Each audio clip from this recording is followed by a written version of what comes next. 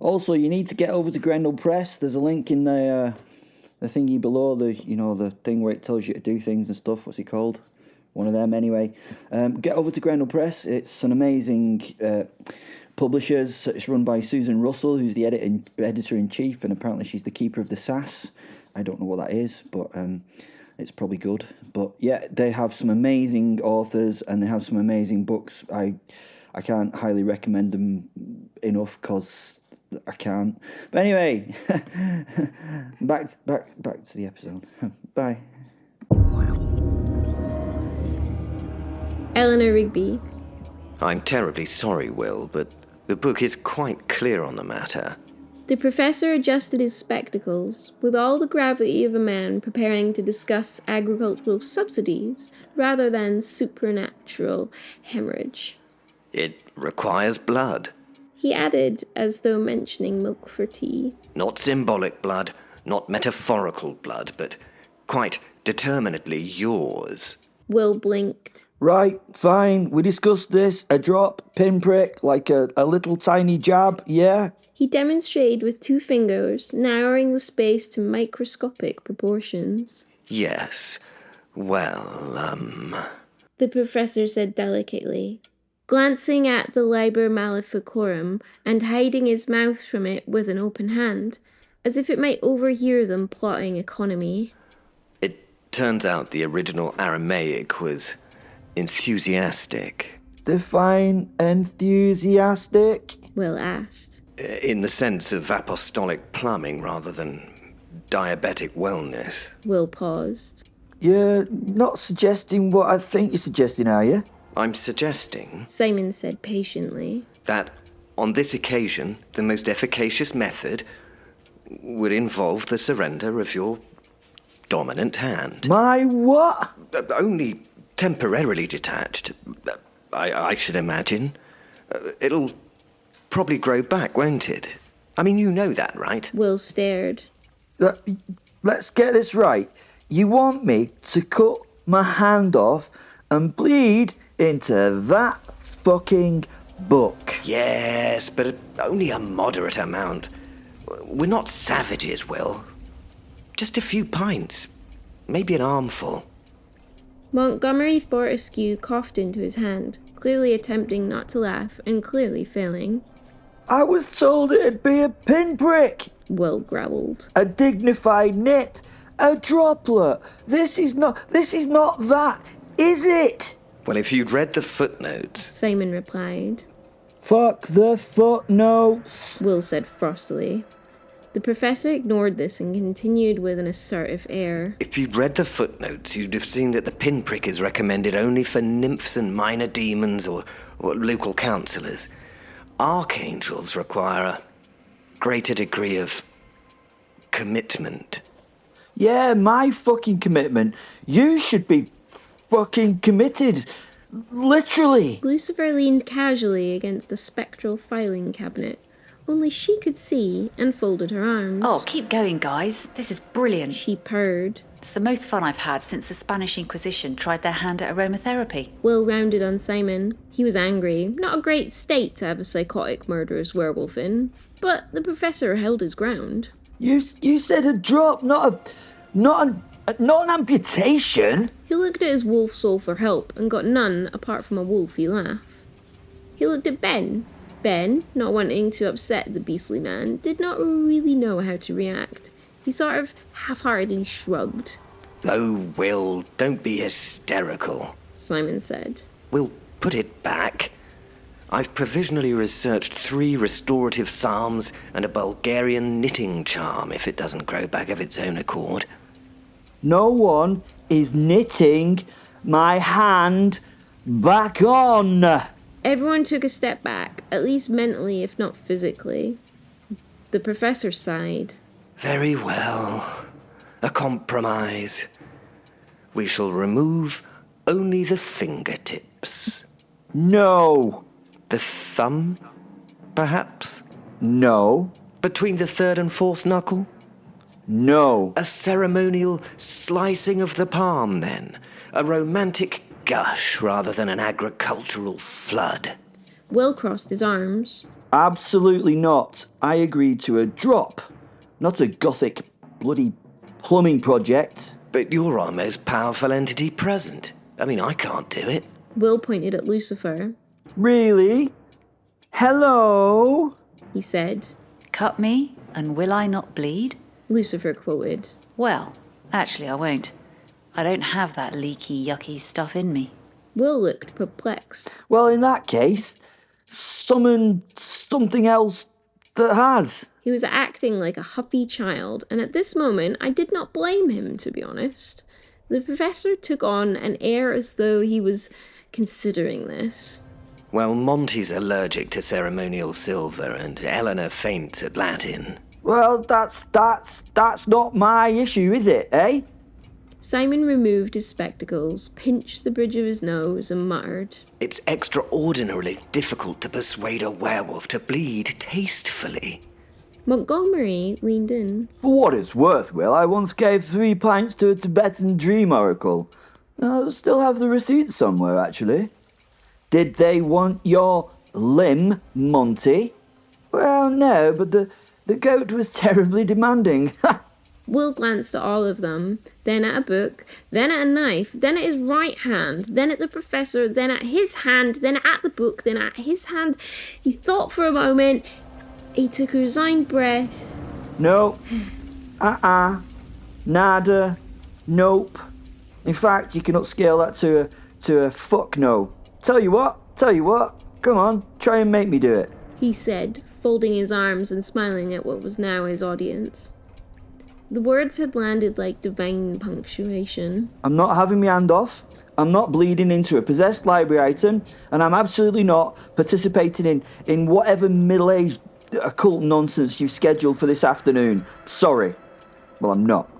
Simon stared, genuinely wounded. Will, we're invoking the Archangel Michael. Will folded his arms tighter. Then he can bring his own fecking blood, can't he?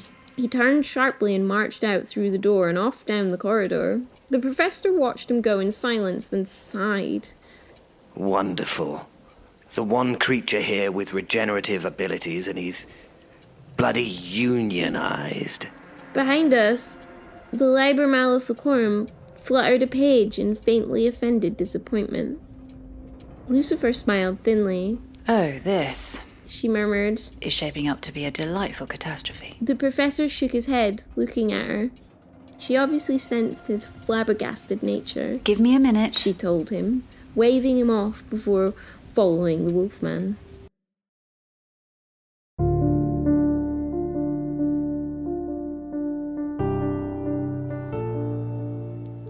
The Professor.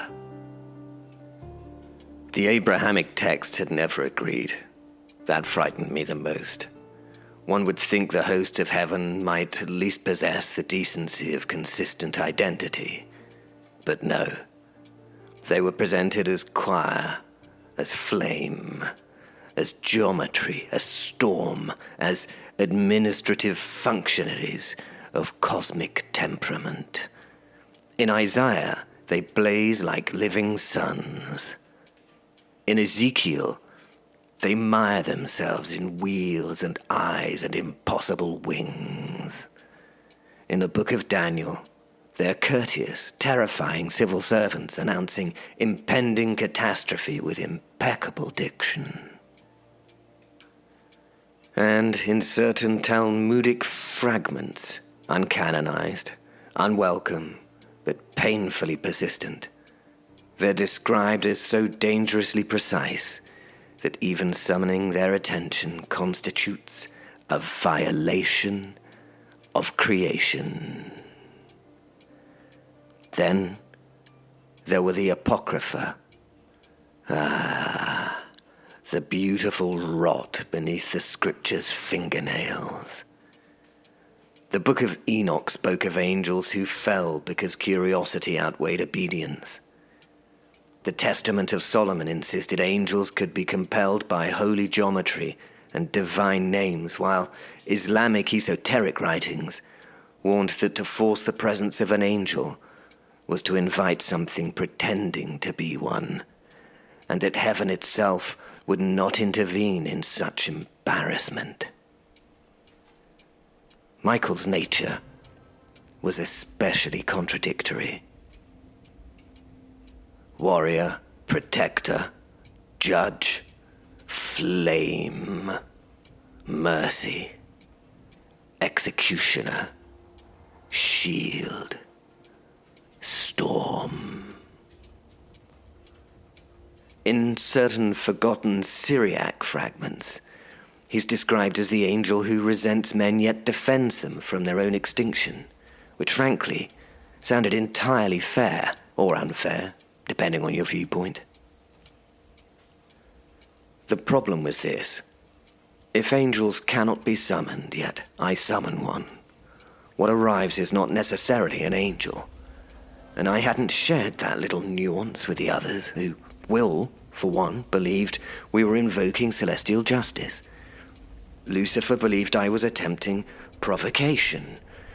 My rational mind knew I was simply gambling with eternity. The Liber writhed as if enjoying my despair.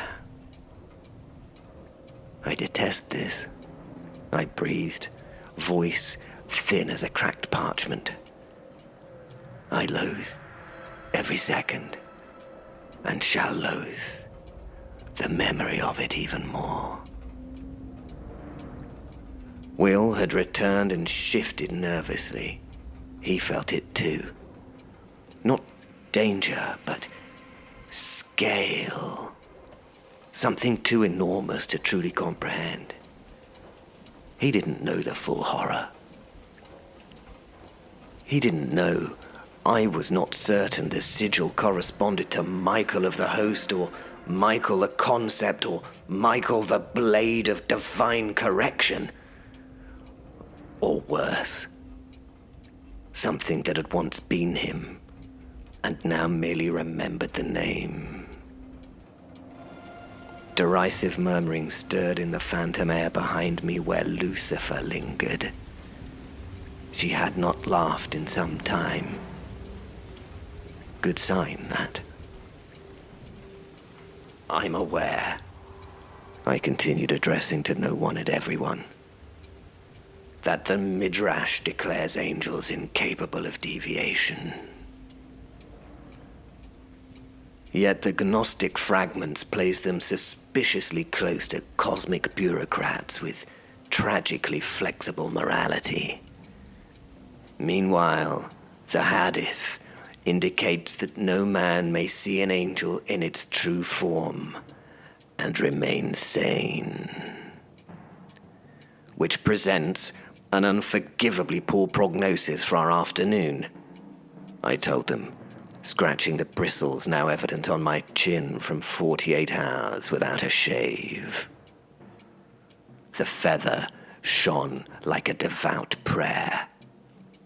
The room seemed to lean.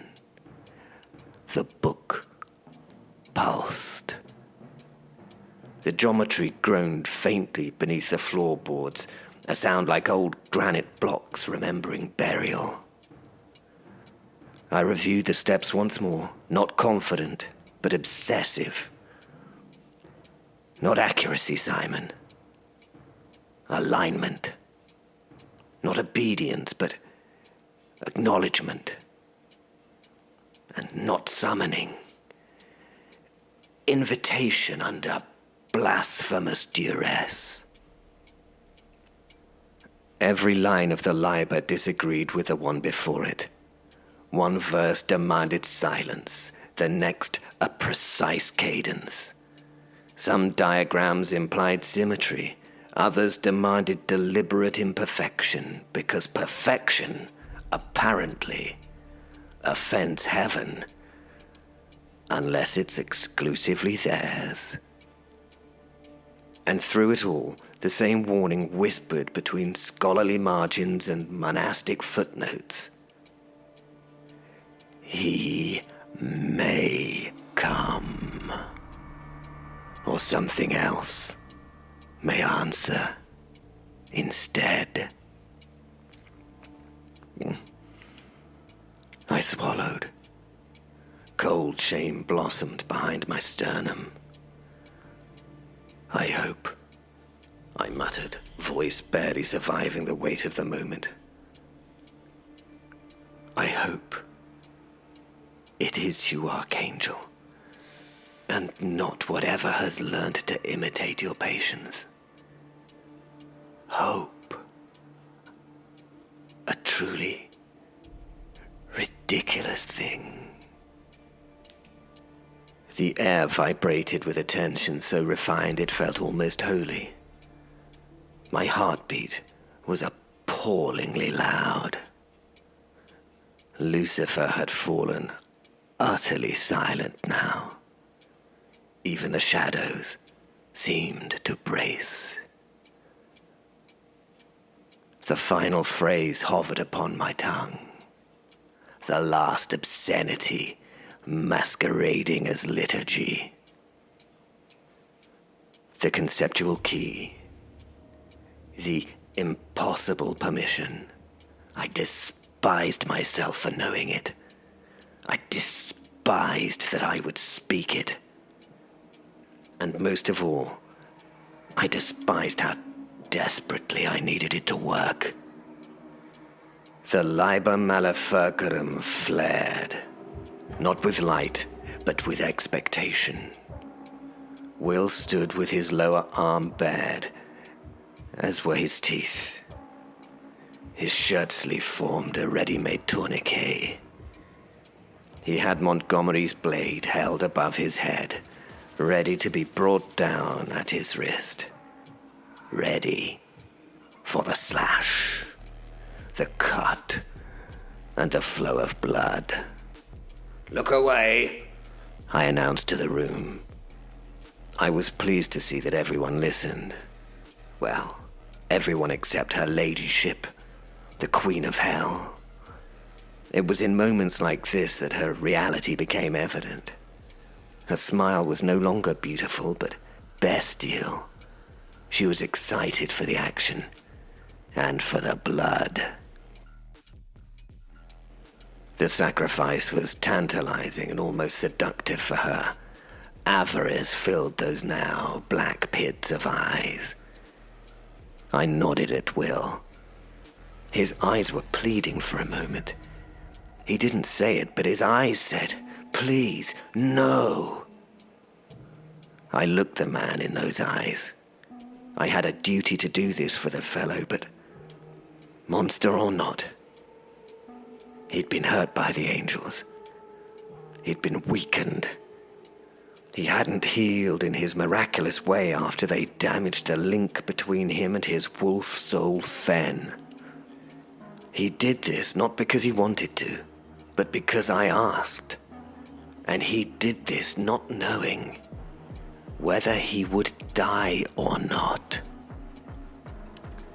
I had no idea what Lucifer had promised him, but it must have been worth the loss. I could only imagine. A flash of light from the blade as it fell, powered by the beast's strength. It passed through the wrist of the extended arm, and time slowed. The hand flew spinning free from the wrist. The man and the beast roared their pain. It was not just pain, it was pain filled with anger.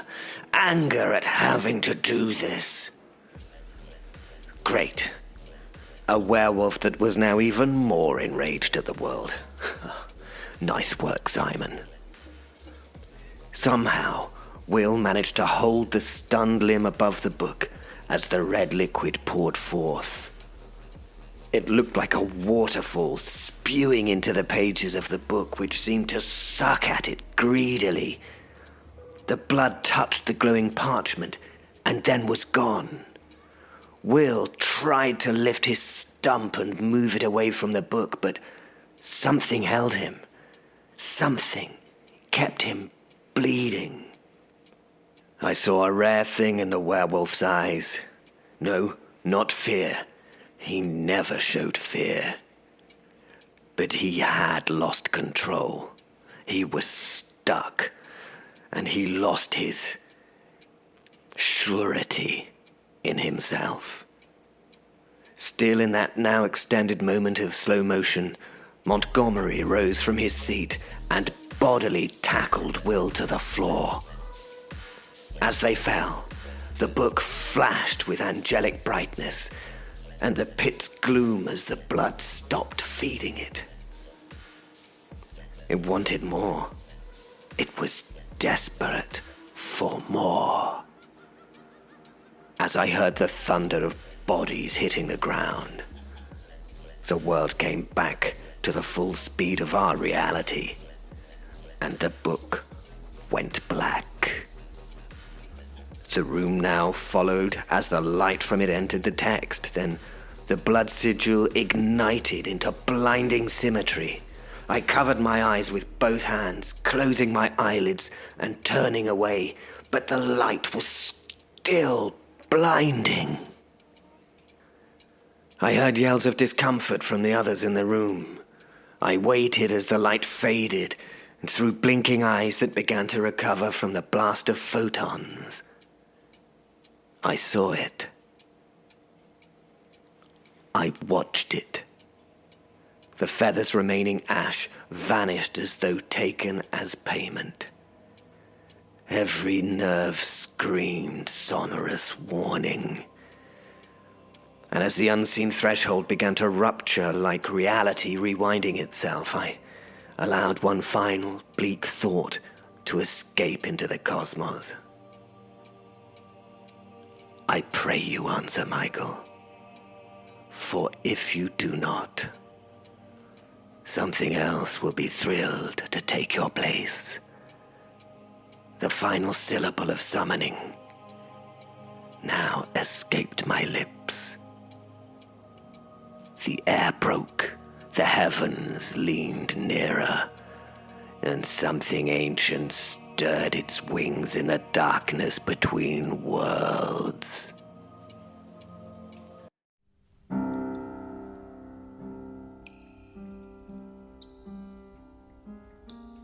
Belphastus, the Unclaimed. I've lifted the thrice unblessed carpet. This heroic act has revealed three things to me. The actual colour of the lino underneath it, a sort of defeated beige. The outline of a radiator burn, and what I'm generously calling a space for destiny. The pentagram as drawn by Hal E. Torsis and myself is chalked with admirable care. However, Hal insists on adding small decorative filigrees. For infernal ambience, Master. Which look suspiciously like sausage links. The air is damp. The walls perspire. The gas cooker ticks with the resigned patience of a pensioner waiting for death or hot-baked beans, whichever comes first. Hal squats beside the circle, his damp little fingers polishing a candle with oily devotion. It's all ready, Master Belphastus. He croaks proudly. It's master, you lisping cretin. I chastise him. Master, not bloody matter. It was a half-hearted rebuke, born of irritation and boredom more than anything else. If I'm honest, which I really am, I was being a bit of a bastard. Soon hell shall tremble at your name, continued Hal, ignoring my offhand comment. He knew me well enough to know I'd not be unkind to a homunculus. Evil, yes, but unkind? No, probably not. Manners are bastard in manners at the end of the day. Evil doesn't need to lose those, does it?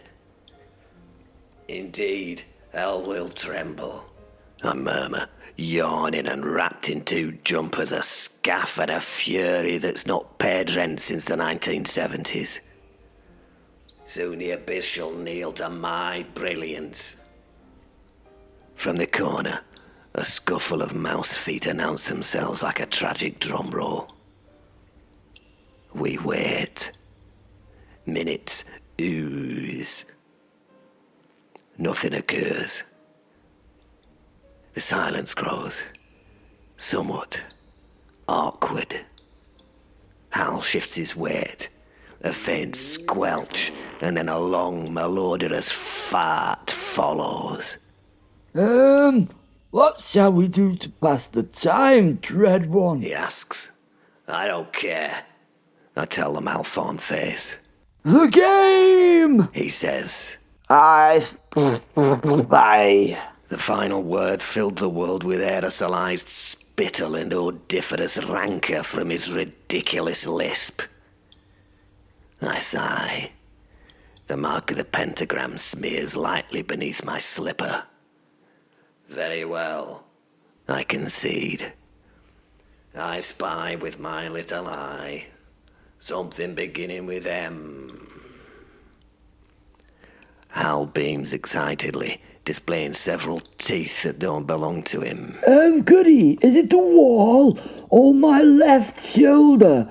Both are M for mouldy. I nod my agreement and my congratulations. It was his turn. He was actually very good at this game and I seldom beat him. Amazing how we all have certain talents. He can beat anyone at I spy. I can destroy worlds. I can collapse heaven and rule hell. Yeah, we've all got our things. I spy with my watery little eye Hal croaked cheerfully. something beginning with B. I stared across the rancid kingdom of my bedsit. The pentagram pulsed faintly on the lino like a disappointed pastry. Too obvious. The mouse made a small, threatening squeak, and the radiator hissed accusation. Then came the tap, tap, tap on the window. A malformed pigeon flapped against the glass, its one remaining eye twitching, its wings shedding something that might once have been feathers or might simply be despair. Aha! I had an answer. I would beat Hal. Is it pigeon, you bastard? I sighed. Hal squinted. No, master. A good effort. That's not a pigeon, though, is it? That thing at the window is P for pointless. He either coughed or laughed at this personal amusement. Whichever it was, it contained a lot of phlegm. He sounded like he was laughing in Welsh. The creature outside made an offended noise, like damp linen being torn in half. I heard that, It muffled through the glass. and I'd like to remind you that I'm technically infernal. Open the window, Hal, I muttered. Let tragedy in. Hal obeyed. The pigeon thing flopped through with the dignity of a recently dropped meat pie and landed on the stained curtains. What how choose you look like this, do I, Gov? It snapped immediately. What had you tried existed at demonic rank 47 when there are only 40 and see what plumage you guess? It began to witter on in its common ranty way. Oh, bloody no, I requested ominous raven. They gave me bloody municipal pigeon. It's their fault, I'll bloody show 'em. I'll bloody show 'em, I will. The devils? I asked, already knowing the answer. I liked the little demon having a rant. It made it feel more, I don't know, something important to it. Oh, yes, them with their titles and their authority and their well-adjusted fall from grace self-awareness. They dismissed me from hell because I sneezed in the hall of weeping probation and now I'm not even in the fucking book. Hal gasped, Ugh. Not even the book. like he cared. The scrophulatic bird turned its lone beady eye on the homunculus, trying to decide whether he was being sarcastic or not. And he decided, wrongly, not. Oh, yeah? Not even a bloody footnote. The pigeon pounded its chest with weak, more pigeon than pigeon-chested indignation. Every demon has its name inscribed. I don't even get a vowel. I'm technically demon placeholder number 3. Well, I said gently, fear not. Aid me, and when I ascend as Devil Supreme, I shall make you a demon prince. The bird brightened. Really, Gov? You're not having me on, are you? It tried to give me half a knowing stare, but with one eye it was less than half knowing. Oh, I'm trying to spot a lie, you know. It said. We might be unnamed and pointless, but still got me basic training, you know. It said heartily. Truly, I smarmed. This was, of course, a lie so thin it could be used as tracing paper in a courtroom of ethics, but the creature nodded eagerly. Obviously, his training had failed him today. I've always wanted arms with jewelled little chains. It whispered dreamily to the air. Hal clapped excitedly. He deserves a pointless throne, master. He deserves a bloody bin, more like, I muttered. The pigeon ignored me and shiftily shifted closer, adopting what it clearly thought was a conspirational posture, but was more like a sad, damp shuttlecock that had been mauled by a spaniel. Hey, It whispered. she's gone. It hissed.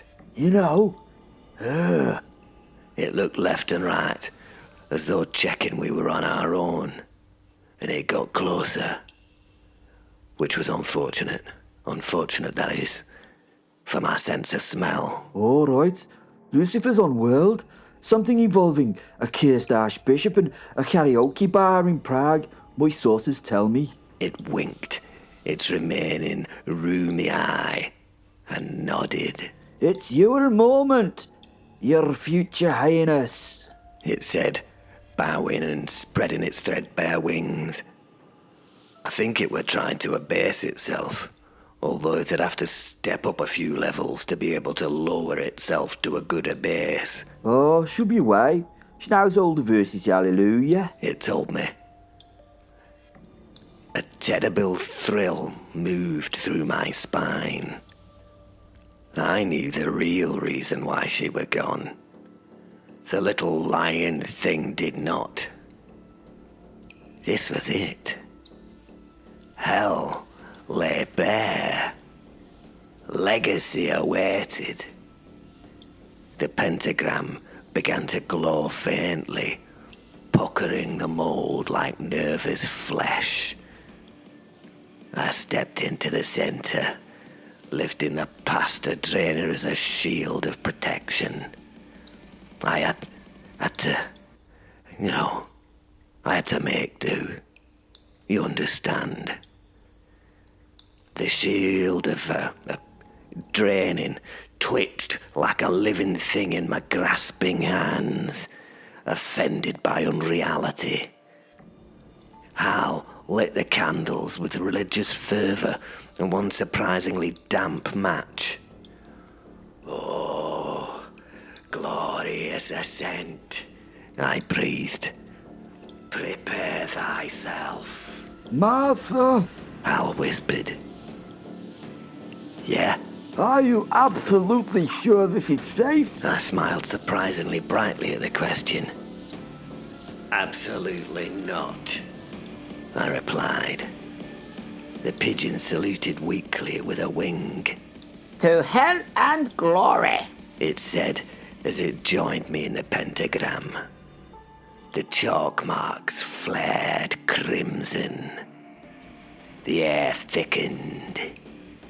The mouse expired with a squeak of fear. As the floor opened into something screaming and ancient beneath my feet, I couldn't help but think. I've waited centuries for this. And we didn't even finish my turn on I Spy. Darkness roared upwards, and I stepped in.